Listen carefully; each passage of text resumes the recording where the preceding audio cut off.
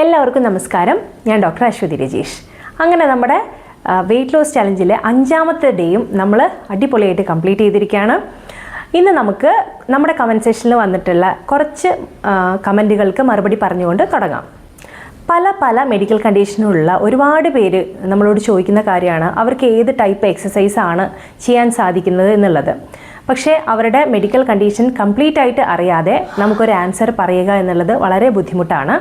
അതുകൊണ്ട് തന്നെ അവർക്ക് ചെയ്യാവുന്നത് അടുത്തുള്ള ഒരു ഫിസിയോതെറാപ്പിസ്റ്റിനെ പോയി കണ്ടിട്ട് നിങ്ങൾക്ക് വെയ്റ്റ് ലോസിന് സ്യൂട്ടബിൾ ആയിട്ടുള്ള ഏത് എക്സസൈസ് ആണോ അത് മനസ്സിലാക്കുക എന്നുള്ളതാണ്. രണ്ടാമതായിട്ട് കമൻറ്റ് സെക്ഷനിൽ വന്നിട്ടുള്ള ഒരു സജഷനാണ്, നമ്മൾ ഈ 7 ഡേയ്സ് കണ്ടിന്യൂസ് ആയിട്ട് എക്സസൈസ് ചെയ്യുമ്പോൾ നമ്മളെ മസിലുകൾക്ക് ആവശ്യത്തിന് റെസ്റ്റ് കിട്ടില്ല.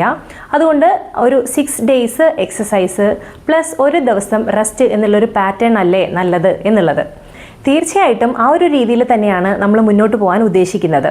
പക്ഷേ ആദ്യത്തെ ഒരു 1 വീക്കിൽ നമ്മൾ വളരെ മൈൽഡായിട്ടുള്ള എക്സസൈസിലാണ് സ്റ്റാർട്ട് ചെയ്തത്. അതുകൊണ്ട് തന്നെ ഇതൊരു ശീലമാവേണ്ട ആവശ്യകത വളരെ അധികമായിട്ടുണ്ട്. അപ്പോൾ നമ്മളൊരു 1 to 7 ഡേയ്സ് കണ്ടിന്യൂസ് ആയിട്ട് ചെയ്തിട്ടില്ലെങ്കിൽ മിക്കവാറും ആളുകൾ മടി കാരണം അത് നിർത്തിപ്പോവും.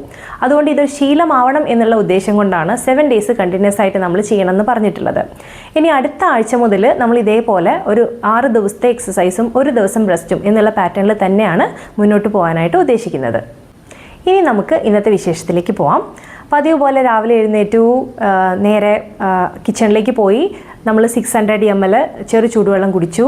അത് കഴിഞ്ഞ് 1 മണിക്കൂർ ഗ്യാപ്പ് ഇട്ടിട്ട് 30 മിനിറ്റ് തന്നെയാണ് സൂംബ ചെയ്തിട്ടുള്ളത്. അതിനുശേഷം 9 o'clock ബ്രേക്ക്ഫാസ്റ്റും കഴിച്ചു. ബ്രേക്ക്ഫാസ്റ്റിനായിട്ട് ആദ്യം എടുത്തത് ഒരു ദോശയും ചട്നിയും സാമ്പാറുമാണ്. പക്ഷേ അത് കഴിച്ചിട്ടും വിശപ്പ് മാറാത്തത് കൊണ്ട് ഒരു ഹാഫ് ദോശ കൂടി കഴിച്ചു. 11 മണിക്ക് സ്നാക്സ് ആയിട്ട് കഴിച്ചത് 4 പിസ്ത, 3 അണ്ടിപ്പരിപ്പ്, അതുപോലെ 2 കാരയ്ക്കോ. ഉച്ചയ്ക്ക് അത്യാവശ്യം ഹെവി ആയിട്ട് കഴിച്ചു. കുറച്ച് ചോറ്, 4 ചിക്കൻ പീസ്, കോവയ്ക്ക ഉപ്പേരി, കുമ്പളങ്ങ വലിയ കഷ്ണങ്ങളാക്കി മുറിച്ച് വേവിച്ചെടുത്തത്, ഒപ്പം സാലഡും കഴിച്ചു.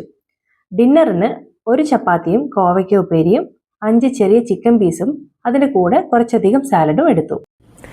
സോ ഇത്രയും കാര്യങ്ങളാണ് നമുക്കിന്ന് പറയാനുള്ളത്. അടുത്ത വീഡിയോ ആയിട്ട് നാളെ കാണാം. നമസ്കാരം.